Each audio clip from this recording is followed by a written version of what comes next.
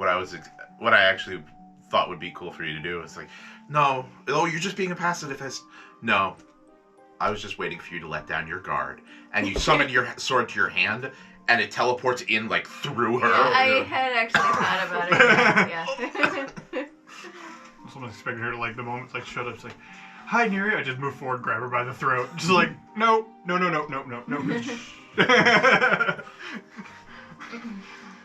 Well, you've all done better than expected so far. Oh look, it's the name of our group. Better than expected so far. I thought it was not dead yet. Perhaps you are the chosen ones. Maybe we should have a conversation. The darkness fades away and you're back in the stone room, just inside the double doors. And entering the room is this large, about almost 8 foot tall dragon man. He looks like Looking like a man. well, I mean, for a player description, kind of almost like an oversized, like half dragon, but with wings, kind of thing. Like, kind of think almost like the gargoyles, kind of cartoon kind of deal. Like, you know, like they have like the inverted like ankle knee kind of thing going on. But of course, he's, you know, a copper dragon, so he has like the copper scales and everything, and he also wears his wings similar to like in the gargoyle, like where it's like kind of like hooked on each other, and then draping almost like a cloak or a cape. One of the other big things that you find that's a defining feature is this almost, I said almost 9 foot, right? You said 8 foot. Okay, thank you, Jesus. Keeps like switching in my head, like 8 foot, 9 foot, 8 foot, yeah, okay. So this almost 8 foot thing has this ginormous greatsword on its back over its wings. Twinsies. Like, so like while yours is big for your size, his is big for his size. Like a guts or like cloud buster sword thing. Like, and as long as it is, you know, like it's way large of a blade. No one in this room, like probably if you guys all tried together, you might be able to like sort of lift it up a little bit. Or that's the impression that you get. He walks in. Also, under the wings, you every now as he walks in, he moves the wings. You know, of his cloak, cape, wings kind of look shift a little bit, and you can see that he's wearing some sort of like breastplate or armor underneath. You see like this hint of like a silver, chromy kind of looking armor on that stands out on his chrome scale or his copper scales. I don't think the DM wants us to attack him. Just saying. I mean, you can. I attack. As a player, I've seen some of what he can do. So, are you truly the chosen ones? That's not for us to decide, is it? Well, I apologize that I'm hesitant to accept that the chosen ones have actually arrived. This whole deal has been taking much longer than it was supposed to. I was told that this whole event typically only lasts a year or two. Meanwhile, I've been stuck here, alone, for going on, feels like an eternity. Probably close to 8, 9 years. Ugh. Oh, yes. Eternity, those 8, 9 years. Yes, I know, you're old, Jorell, so am I. We were told you had a companion as well. Yes, I did. There's a reason I know of Clovis. I didn't know him before, but I know him now. He actually took Roger, which is part of my conundrum. I cannot proceed. I cannot proceed with the events that need to unfold without him. He is the key. Without the key, I cannot unlock the other gates. Without unlocking the other gates, I cannot release the others. And I cannot begin with the second phase of the new coming. I wish Osric was here. He would know what I'm talking about. And he pops into somebody's pocket. So, perhaps it would be easier if I explained a little bit. He goes to open the door, the double doors that are opposite you, where he seemed to come from, but you never actually saw the doors open. Now he slides them to the side with ease. Follow me. As he walks through that door, boom, you guys are all in another room. Which starts to get a little bit annoying after a while. This place is some sort of magical... That place is definitely a magical building, seems to have some sort of will of its own. You are in a dark hallway. It does have a variety of torches that are lit down the hallway, but it's still sort of dim. Very wide, though. Very wide hallway. And all along one of the opposite wall from the torches there's a bunch of different inscriptions. And he starts kind of like pointing you to these different inscriptions. Most of it are in a writing that none of you understand. Some of it is in Elven, some of it is in Sylvan, a little bit of it is in Common, but 90% of it is in Draconic, which no one here would understand or even recognize. He starts kind of explaining like the rundown of basically like some fundamental knowledge of Wrath that most people, even though it's fundamental knowledge of Wrath, most people don't know. Outside of the game, a lot, several players, kind of know how the shtick works. But roughly every 2,000 years, the dragons come back to Wrath, and then they disappear for about 2,000 years. And this is the cycle of life on Wrath. They come for 2,000 years, then they leave for 2,000 years, and they come back for 2,000 years. Well, what most don't know is there's a triggering mechanism, there's an event, there's a trial that has to unfold before the dragons can come back. It's part of the quirk of the gods that set this up, but it shifts the balance of power within dragonkind every time they return. What happens is first the first trigger, the first sign of the new coming of dragons is first a key is born. The key is the equivalent, or is a dragonborn. They're the first. They would be the first dragonborn born on the world in over 2,000 years. They're typically born within the ranks of kobolds, who are basically the only sort of descendant or relative of dragons that still exist on Wrath in the absences. Dragonborn is born. They become the key. Roger is the current key. And the key then finds one of the doors. There's no way of knowing which door is which. They find a door or a gateway or whatever you want to call it, and they open one of the doors, and boom, you get one of the Dragon Knights. We got the Copper Knight. Then the Copper Knight, or whoever it is that they release, helps the key open the other doors. The intent is to get all 10 doors open. There are 10 doors scattered across the world, one representing for each of the 5 metallic and each of the 5 chromatic dragons. Once all 10 doors have been opened, then the battle royale amongst the 10 takes place.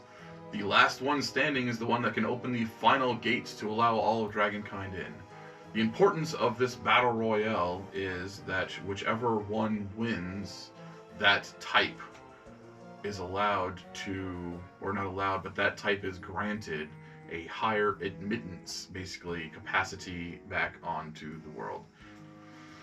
He starts to trail off and get into a bunch of technicalities, but basically, the rundown was, of the 10 different types, if the black wins, then there'll be more blacks than any of the other dragons, ratio-wise. If the golds win, there'll be more golds. And whichever side, chromatic or metallic, wins, they themselves get a higher ratio compared to the other. It's almost a 2-for-1. So if chromatics win, if a black wins, then the chromatics win. There's almost 2-to-1 chromatics versus metallics. And again, if the black wins, then there's more black than any other chromatic ratio-wise. So the balance of power amongst dragons shifts every time they come back to the world. And that's why every time dragons come back, it can be a blessing or it can be a curse. The loyalty of the key is usually fairly neutral. And again, the battle royal cannot begin until all 10 have entered. So it's not like, okay, well, I accidentally pulled the blue knight, And now we're going to go around and stab all the other ones the second they come through, and vice versa. So the Copper Knight, whoever the first one is the servant to the key. The Copper is the servant to Roger. He's failing in his duties, and he's upset about it. Roger was taken by Clovis. So, again, in-game, much more long-winded, a little bit more boring, slightly interesting at some points, but that's kind of like the rundown, the word vomit that he gives you. He randomly spits into this whole, dragons are the first, the first of wrath, the most powerful of wrath. We are the greatest, blah, blah, blah, blah. Yay, go dragons. Blah, blah, blah. Typical dragon propaganda. Yeah. But he's both ashamed and upset that Clovis was able to rob him of Roger, so to speak.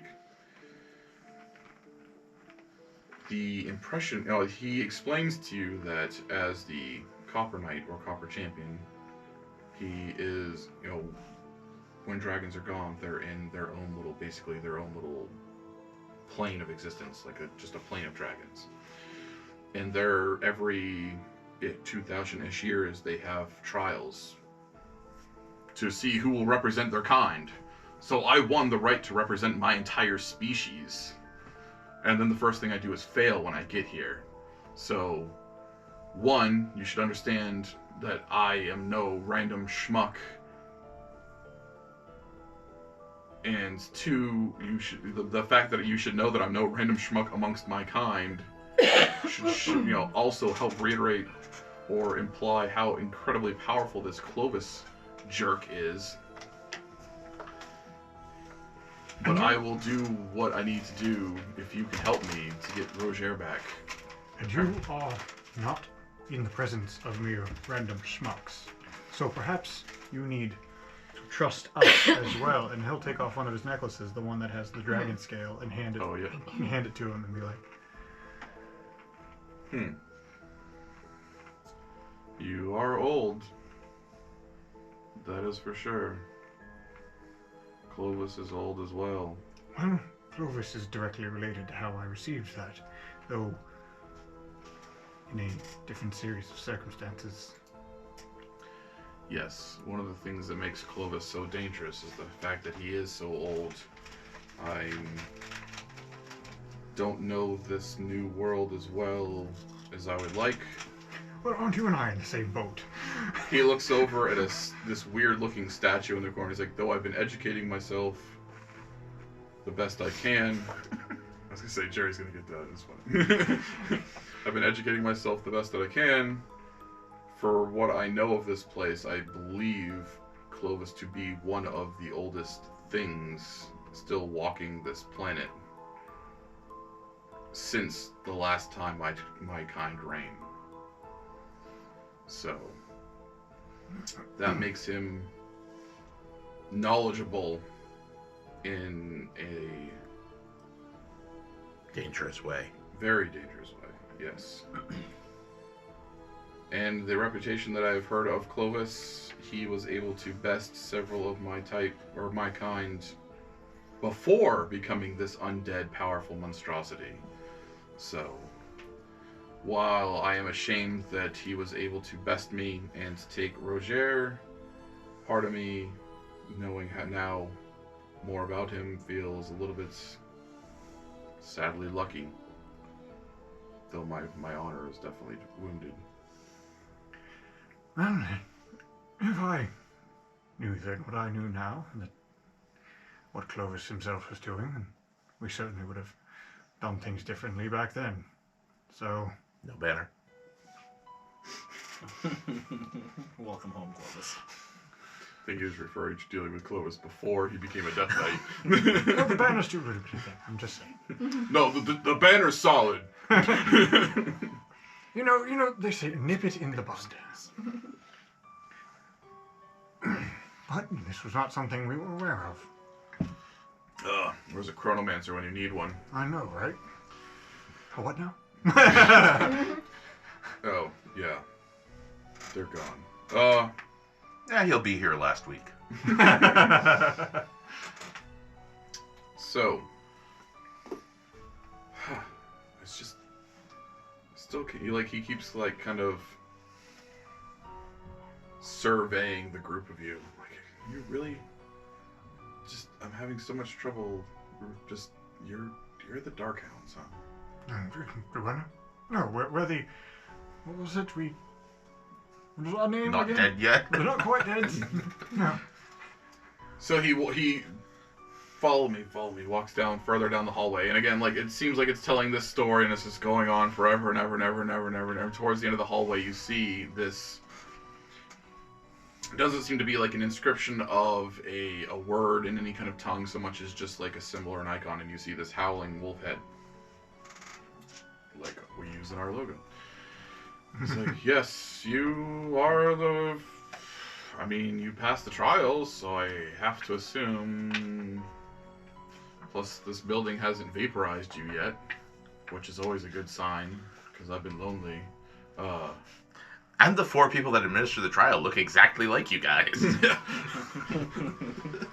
But yes, you are the foretold, the Darkhounds, the ones that can track and vanquish the darkness that will prevent the coming of the dragons of the 4th age. I don't know. It's all I'm the better of the warrior and not so much of the prophecy side.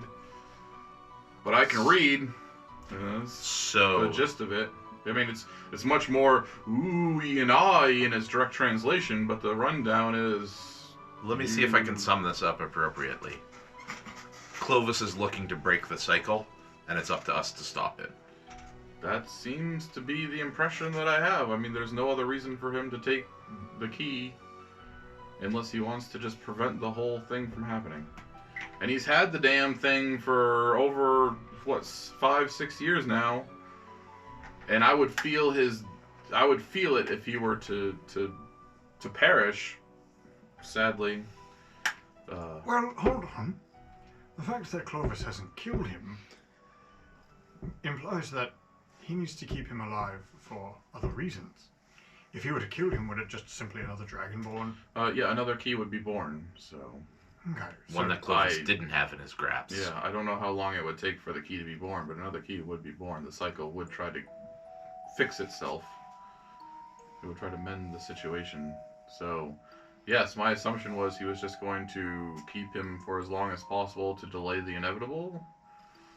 I don't know if he knows something. It's possible he knows a great many things that I don't know. He's had a lot of time to plot this revenge scheme of his. Well, you'd think if he was trying to gain power, at least through the dragons, he would have killed you when he had the chance. Oh, I didn't say I gave him a chance to kill.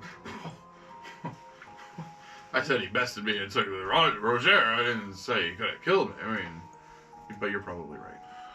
So, so it looks like he's more than he's trying to either stop or create a power vacuum between the different types of dragons. It seems that he's more so, at least thus far we see, trying to prevent the whole thing, yes.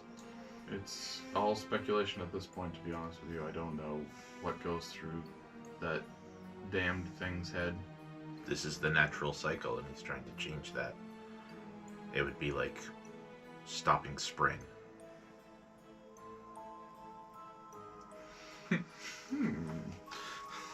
Nah. Well, no.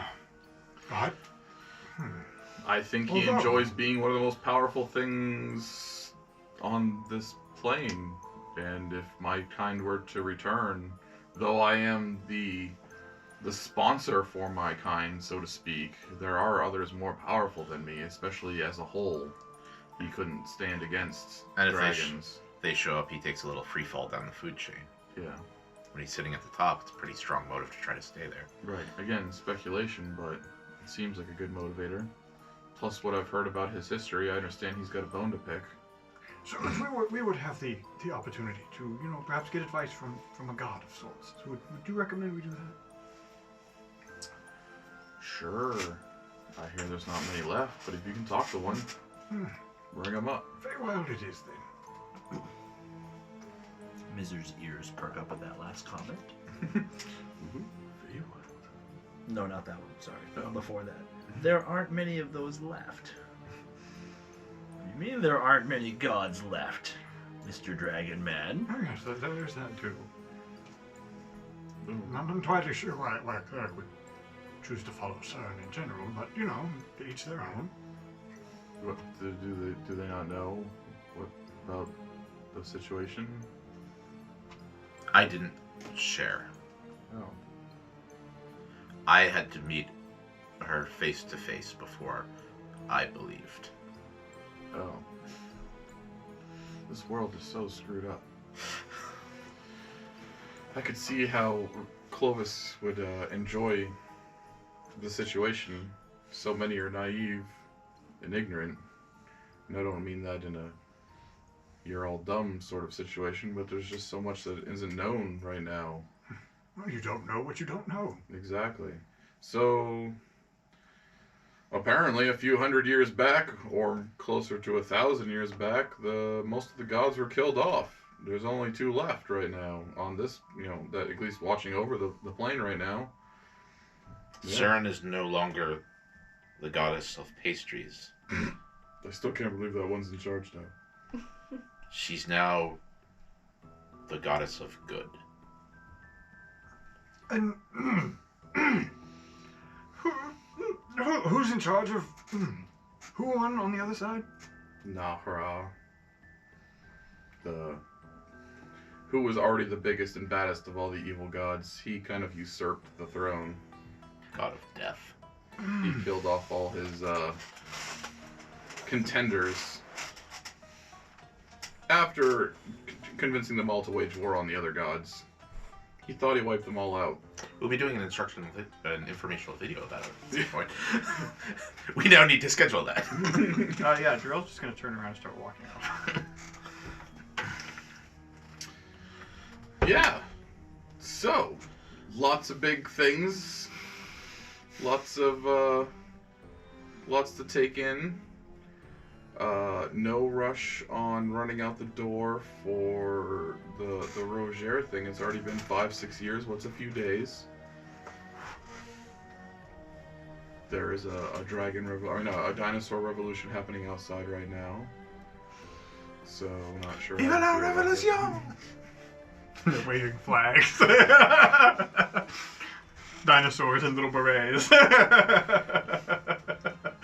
Do you hear the dinos sing? Lost in the valley of the night. It is the music of the species who are climbing I'm to gonna the take a few minute break here if you guys are cool with that. Yep, that's cool. Sounds like a plan. I was thinking the same thing.